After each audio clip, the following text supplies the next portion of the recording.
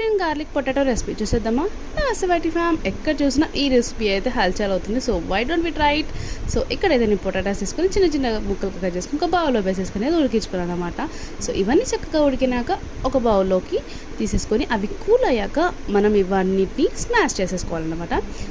Potatoes మన cool అయ్యాక smash చేసేసుకొని అందులోకి మనకు పొటాటో స్టఫ్ అనేది ఎంత వస్తుందో కార్న్ఫ్లవర్ లైక్ క్వాంటిటీ అనేది సేమ్ తీసుకోండి. సో నెక్స్ట్ చిన్న చిన్న బాల్స్ లాగా తీసేసుకొని మనకు బాటిల్ క్యాప్స్ ఉంటాయి, like cool drinks water bottles caps ఉంటాయి కదా.